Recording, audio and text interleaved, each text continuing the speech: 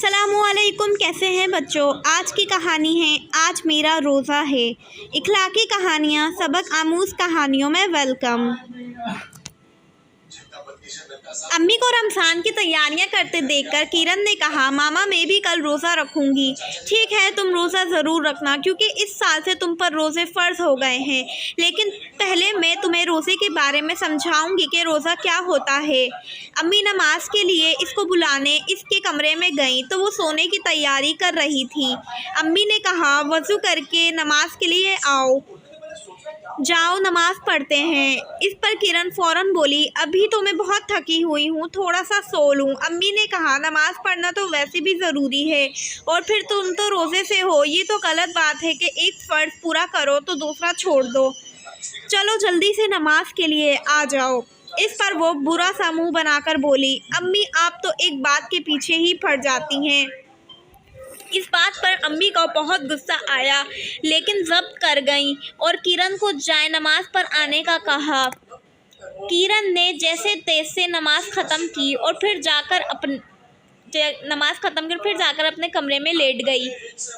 थोड़ी देर बाद मासी की बेटी राबू डस्टिंग के लिए इसके कमरे में गई। राबू के ज़ोर से दरवाज़ा खोलने पर किरण की आंख खुल गई और इसने गुस्से में आकर राबू को मारा और कहा, बदतमीज़ लड़की, तुम्हें पता नहीं कि मेरा रोज़ा है, मैं आराम कर रही थी, तुमने मुझे डिस्टर्ब कर दिया। राबू रोती हुई बाहर चली गई और जाकर किरण की इनसे शिकायत की तो इन्होंने आकर किरण से पूछा कि तुमने इसे क्यों मारा।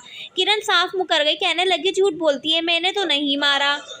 अम्मी चुप हो गई। रोज़ा खोलने में थोड़ा ही वक्त बाकी था। जब किरण रोज़ा खोल चुकी और खाने पीने से फारिग हो चुकी तो अम्मी इसे लेकर कमरे में आ गई और कहा, आज तुम्हारा रोज़ा था। जी अम्मी, आज मेरा रोज़ा था, किरण ने बड़े फ़ख्र से कहा। अम्मी ने कहा, बिल्कुल भी नहीं। इस पर किरण बहुत ज़्यादा हैरान होकर बोली, मैं सहर से लेकर इफ्तार तक भूखी रही। अम्मी ने कहा, तुमने बिल्कुल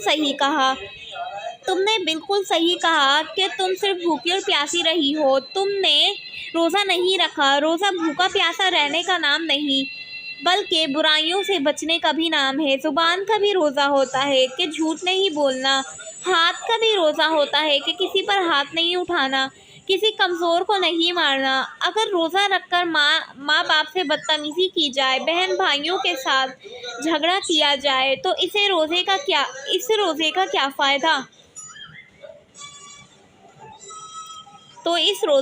फ़ायदा।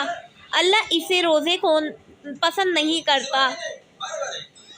रोज़ा अल्लाह ने हमारी तरबियत के लिए फ़र्ज़ किया है ताकि हम अच्छे इंसान बने, बुराई से बचें, दूसरों की तकलीफ़ का एहसास करें। रोज़ा गुस्सा बर्दाश्त करने का नाम है। अब किरण को समझ आ गया था कि रोज़े का क्या मतलब होता है।